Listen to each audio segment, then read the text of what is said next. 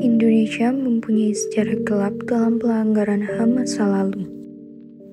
Upaya mencari keadilan pun mulai mencuat ke permukaan pasca Orde Baru tumbang dan berganti reformasi 1998. Salah satu gerakan yang menonjol yaitu aksi Kamisan. Kamis, 18 Januari 2024. Tepat 17 tahun aksi Kamisan digelar. Aksi Kamisan yang dilaksanakan setiap Kamis sore di depan Istana Negara dengan peserta mengenakan pakaian dan membawa payung berwarna hitam menjadi tempat bagi korban dan keluarga korban pelanggaran HAM masa lalu untuk mengejar keadilan.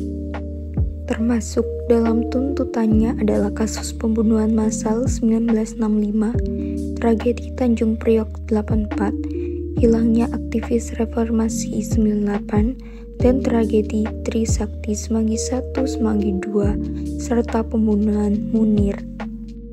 Aksi ini dikenal juga sebagai aksi payung hitam, digagas oleh Maria Katarina Sumarsi, ibu dari Bernardus Realino Norma Irmawan alias Wawan, mahasiswa Universitas Atmajaya yang tewas dalam peristiwa Semanggi I, bersama dengan Suciwati, istri mendiang pegiat HAM Munir Said Talib, dan Beco Untung, keluarga korban pembunuhan, pembantaian, dan pengurungan tanpa prosedur hukum terhadap orang-orang yang diduga PKI pada tahun 1965 hingga 1966. Mereka lalu berunding dengan JSKK, JRK, dan Kontras untuk mewujudkan aksi.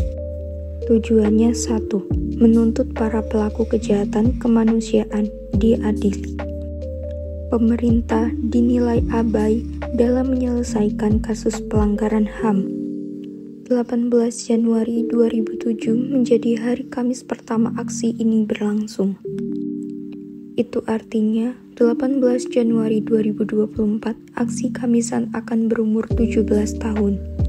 Total 800 aksi sudah digelar demi menuntut keadilan. Kamis dipilih karena jadi hari di mana seluruh keluarga korban bisa terlibat aksi. Sementara Istana Negara ditunjuk jadi lokasi aksi karena simbol pusat kekuasaan. Warna hitam disepakati sebagai bentuk ketubuhan iman, perlindungan ilahi, cinta kasih terhadap keluarga korban, dan lambang ketubuhan mencari keadilan. Payung jadi simbol perlindungan korban dan keluarga dari kekerasan dan teror. Sasaran aksi Kamisan adalah 4 lembaga yang dinilai paling bertanggung jawab. Presiden sebagai penerbit regulasi bernama Keputusan Presiden atau Kepres. DPR sebagai instansi yang merumuskan surat rekomendasi kepada Presiden.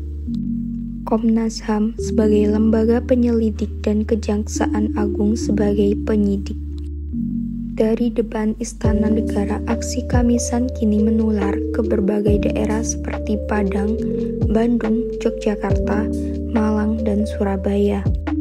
Namun, pemerintahan Indonesia tampaknya belum sepenuhnya responsif terhadap tuntutan keadilan yang diperjuangkan oleh aksi Kamisan.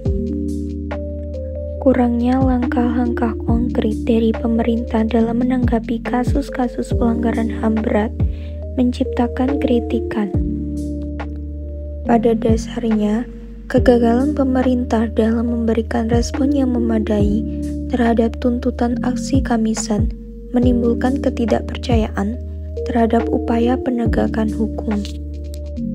Kasus-kasus pelanggaran HAM berat seharusnya menjadi prioritas dalam upaya penegakan hukum dan keadilan. Selain itu, penggunaan simbol-simbol seperti payung hitam yang melambangkan perlindungan terhadap korban dan keluarganya dari kekerasan dan teror seharusnya menjadi panggilan untuk pemerintah lebih serius menangani kasus-kasus ini.